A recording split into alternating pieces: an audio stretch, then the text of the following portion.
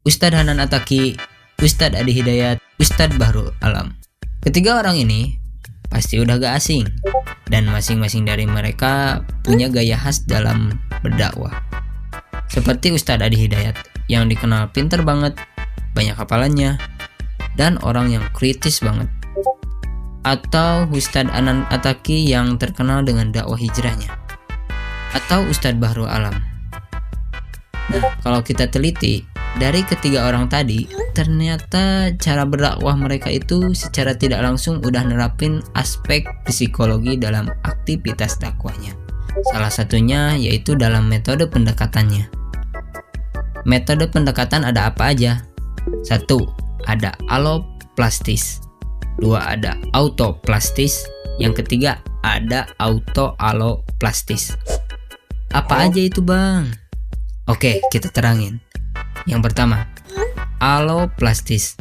Alloplastis adalah metode pendekatan yang dimana seorang dai menyesuaikan diri dengan mengubah lingkungan dakwahnya agar sesuai dengan dirinya.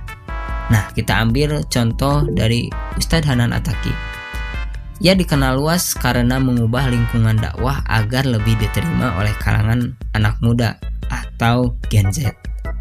Ia mendirikan komunitas SHIP atau pemuda hijrah. Nah, komunitas ini menyasar anak-anak muda urban yang gaya berpakaiannya itu santai dan kalem. Ia juga sering mengadakan kajian di tempat non-tradisional. Nah, kajian yang biasanya dilakukan di masjid, kini dilakukan di kafe, atau studio podcast, atau ruangan kreatif lainnya. Nah, ini membuat lokasi dakwah terasa akrab bagi mereka yang baru hijrah. Yang kedua, ada autoplastis. Autoplastis adalah kebalikan dari alloplastis, di mana seorang dai menyesuaikan diri dengan mengubah diri sendiri agar sesuai dengan lingkungan dakwahnya. Kita ambil contoh Ustadz Adi Hidayat. Nah, Ustadz Adi Hidayat secara konsisten mengubah gaya penyampaian dirinya dalam dakwahnya agar lebih mudah dipahami oleh audiens yang awam. Seperti dalam ceramah-ceramahnya, ia menyederhanakan konsep Al-Quran, tafsir Al-Quran, ataupun usul fikih yang biasanya pembahasannya itu berat-berat. Nah, ia ubah bahasanya menjadi bahasa sehari-hari yang lebih mudah dipahami. Yang ketiga, auto-alloplastis.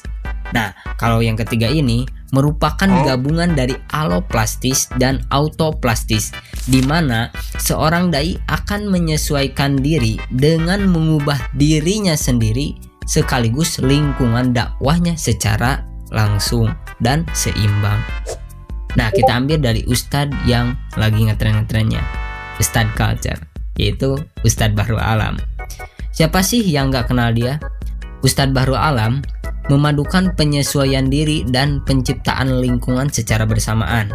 Nah, dalam konteks ini, konten dakwahnya Ustadz Bahrul Alam menggunakan gaya retorika spontan, humor kekinian, dan struktur ceramah yang out of the box.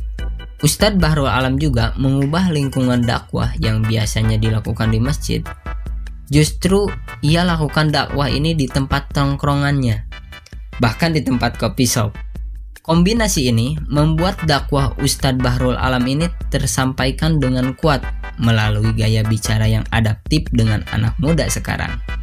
Nah, sekarang kamu jadi tahu bahwa